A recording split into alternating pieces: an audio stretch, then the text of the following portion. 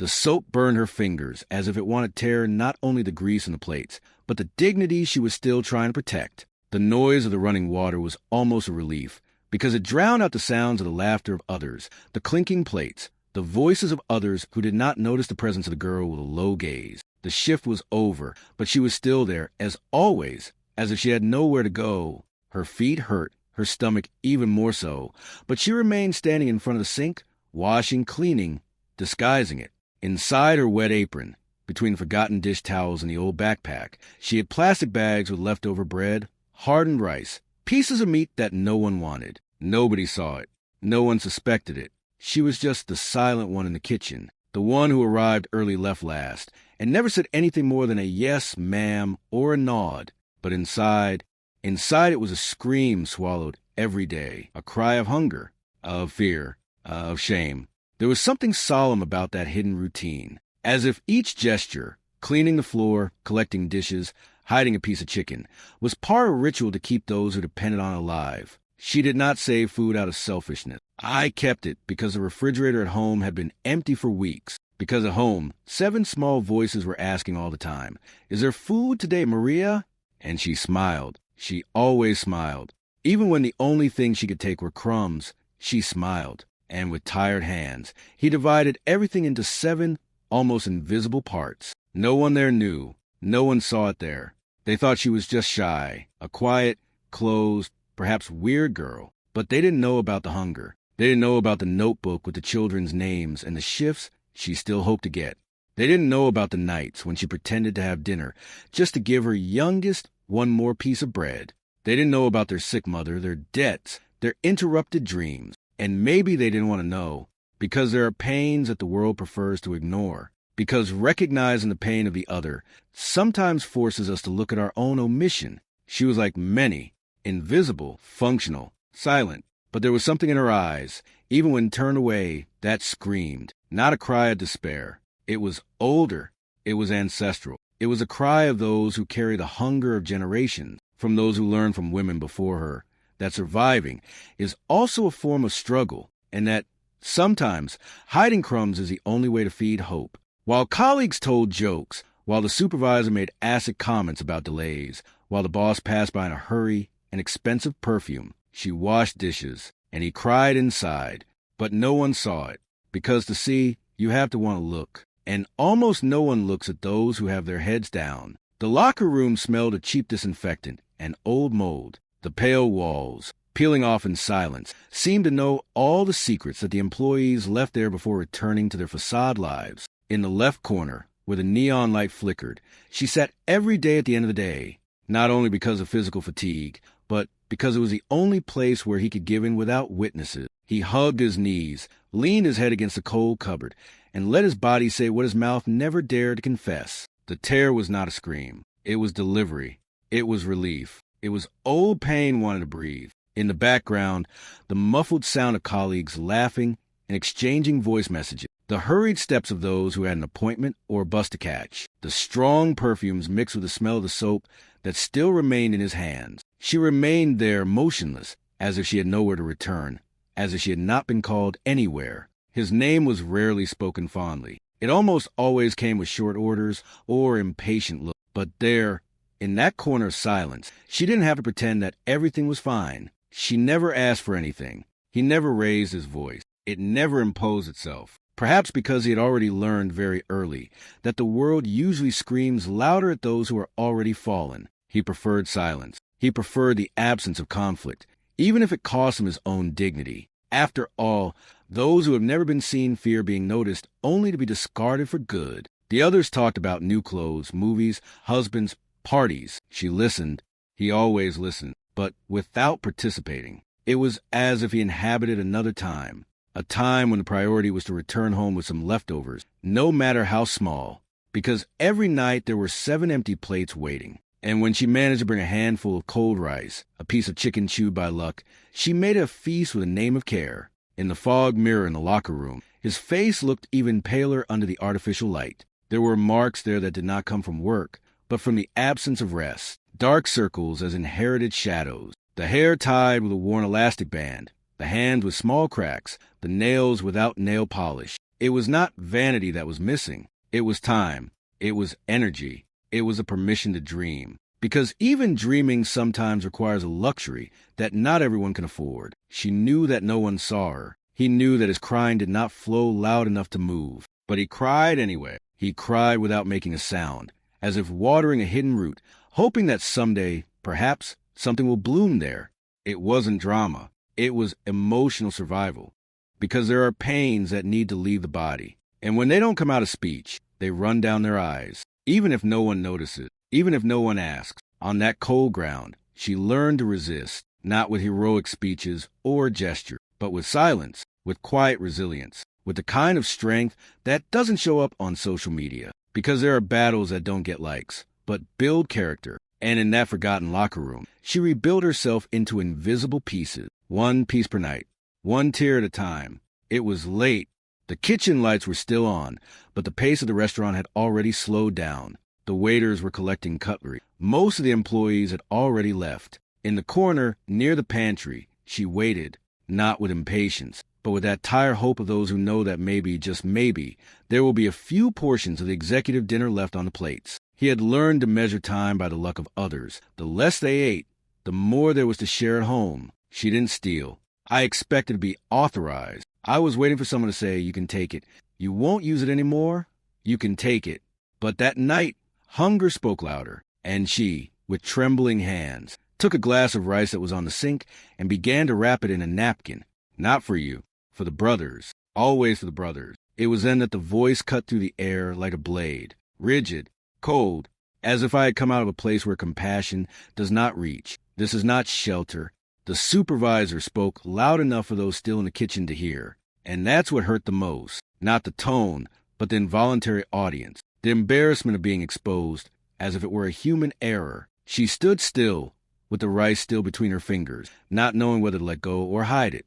He tried to say something. He tried to explain. He tried to point with his eyes at the worn-out bag where he carried hope, but the words simply did not come. His throat tightened. His face blushed. Shame burned more than any furnace turned on. If you need help, go to the assistants of the city hall. This is a serious place, added the supervisor, already walking away. Serious. The word kept hammering inside, as if she, in her need, in her attempt to feed children, were a threat to the seriousness of place. As if the disorganized hunger of those who serve were an affront to the order of those who only command. The others didn't laugh, but they didn't defend it either. They went about their business as if they had heard nothing, perhaps out of fear, perhaps for convenience, or perhaps because of that indifference that dresses the whole world when an injustice is repeated so much that it has already become a scenario. She lowered her head. He kept the rice anyway, not for a challenge, but out of necessity, because for those who are hungry, every crumb is a gesture of life. And at that moment, she understood once again that those who are hungry also learn to pass invisibly, that the shame of asking is almost as cruel as the pain of not having. On the way out, he crossed the main hall, the soft lights, the silver cutlery, the bottles of expensive wine on the empty tables. The elegance of the city did not know that there, among the fragrant corridors and porcelain plates, someone was fighting against an empty stomach. Nobody knew. Nobody wanted to know. Because to admit that someone cries a hunger inside a luxury restaurant would be to recognize the collective failure of society that has forgotten to look down. And then she left, without looking back, with rice squeezed between his fingers and his dignity wounded, but not defeated. Because there is something inside those who love that resists even when everything around seems to want to erase. And she loved it. I loved too much to give up. He passed through the kitchen corridor every day as if he were going through an invisible tunnel. Lined suit, expensive perfume, firm but distant look. The watch on his wrist was worth more than 3 months' salary for most of them there. And even so, he didn't see it. He couldn't see the sunken eyes of the dishwasher. I couldn't see my hands peeled with soap. I didn't see the fatigue that bent her back at the end of each day. To him, she was just another cog in a well-assembled system, someone who washed, wiped, went out. The restaurant he ran was synonymous with luxury in the city. He had won awards, magazine covers, celebrities frequented the tables, and he was proud of it. He was called a business genius, a successful model, a visionary man. But in the midst of so many titles and figures, his vision never reached those who really sustained that silent empire with the sweat of their bodies. She passed him with her eyes on the ground. He passed her without even noticing that those steps were getting more and more dragged. He never spoke a word to him. I never knew his name, because names for him only mattered if they were accompanied by numbers, and it was just another number on the monthly employee spending report. Perhaps there was a sleeping humanity inside him, suffocated by spreadsheets and goals. But there, in that daily life of exquisite dishes and marble walls, the pain of the base was only background noise. It didn't bother me. He did not interrupt. It was like a distant leak that one learns to ignore, and it was thus ignoring every little pain that he became what he was, a successful man, admired and blind. But there was something about her that didn't fully bow, even in the face of invisibility, something that insisted on breathing, even if panting. And it was this, perhaps this, that one night, for a brief second, managed to break through the emotional shield of that man of figure. A look, fast, dry, but deep. A look that he could not explain, that disconcerted him, even if for an instant. And in that instant, something began to change, not out of full empathy, but out of discomfort, because sometimes the seed of compassion is born out of discomfort. And he, who always passed in a hurry, hesitated for the first time. I didn't know why. I didn't know what was in that thin face, in that slow gait, in that almost faded presence. But he did. He felt that there was something there that he did not know, and that perhaps he needed to know. It was supposed to be a night like all the others. The restaurant closing, the last customers leaving, the lights being turned off one by one. He was already inside the car, driver at the ready, cell phone in his hands with the latest notifications from a market. But there was something that bothered him, something small, uncomfortable, almost imperceptible like a speck in the eye. The image of her passing in a hurry, holding a crumpled bag against her chest, insisted on remaining. It wasn't compassion yet. It was curiosity, a new discomfort for someone used to controlling everything. A persistent thought that there was something that escaped his logic of profit. And, in a gesture that even he cannot explain, he ordered the driver to turn off the car. "I want to see where she goes," he said, dryly. The black car followed, slowly, without high beams, turning the same corners that she was turning. Every narrow alley she crossed seemed to take him into a world he had never set foot in. Potholed asphalt, graffiti walls, poles with wires hanging like upside-down roots. She walked fast, her shoulders shrugged, her eyes attentive. And yet there was dignity in every step. Not the dignity of pride, but that of those who walk for love. Even if the road is mud, the bag in his hand seemed heavy. But it wasn't the weight of food. It was the weight of duty. And he, from inside the car, couldn't take his eyes off her. There was something about that gesture of protecting the crumbs, as if they were gold, that disarmed him. There, in that darkness shared by so many forgotten ones, he began to see more than an invisible employee. He began to see an enigma that the world he knew never taught him to decipher. She turned one last corner and stopped in front of a rusty gate. It hit twice, gently. The gate opened with a creak, and then he saw it. Children, lots of kids, 7, maybe 8.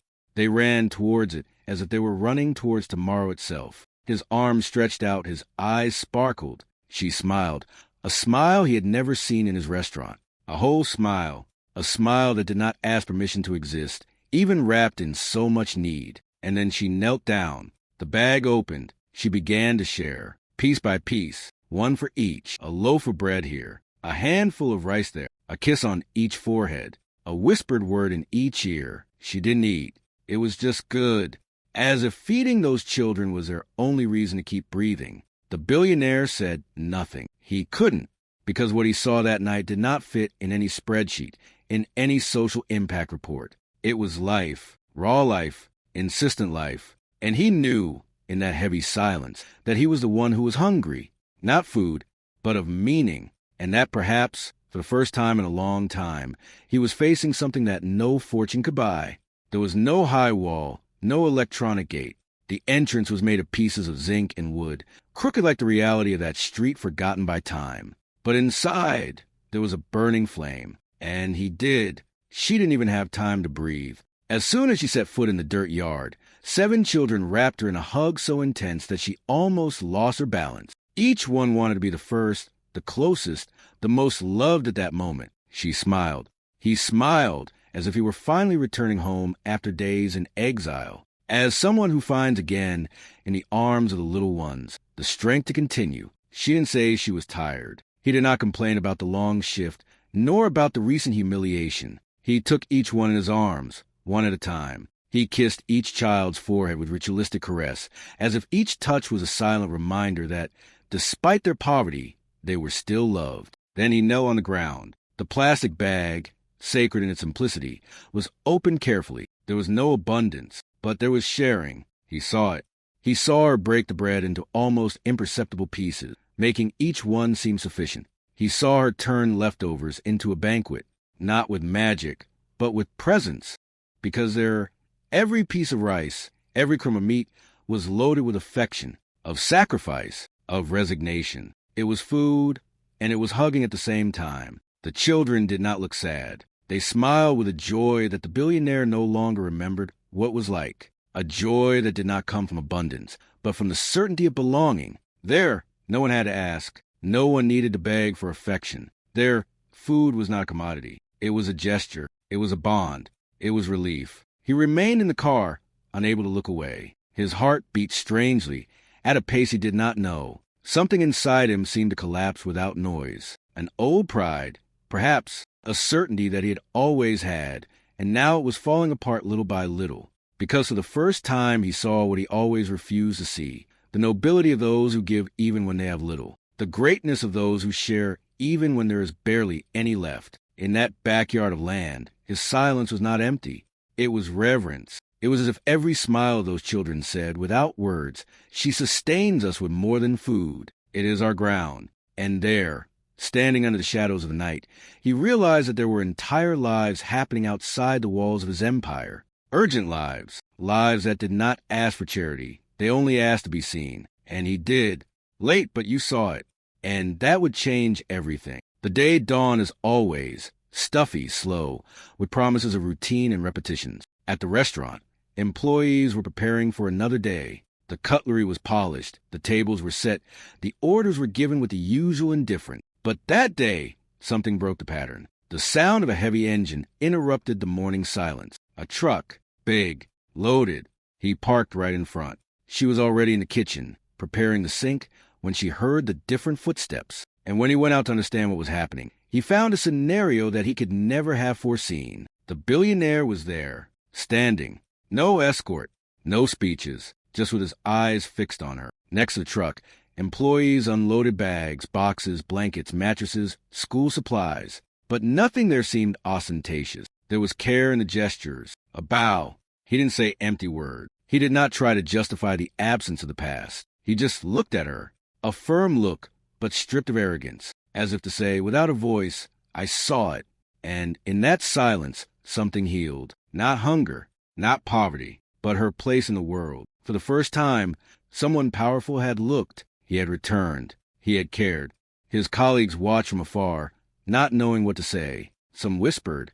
Others just admired in silence. No one expected him to come back. No one imagined that this man, accustomed to gala halls, would move because of a dishwasher. But he came back, and he brought more than grocery. It brought about the restoration of a long-broken bond between those who have and those who serve. She didn't cry, not at that moment. He received the baskets with trembling hands, teary eyes. He did not ask for explanation, because when the gesture is true, words are unnecessary. She knew. So, did he? There was something sacred about that exchange, something that went beyond help. It was recognition. It was a return of dignity. Among the boxes, there were simple toys, clothes for children, even books with African stories, as if someone had asked, what do they need to dream?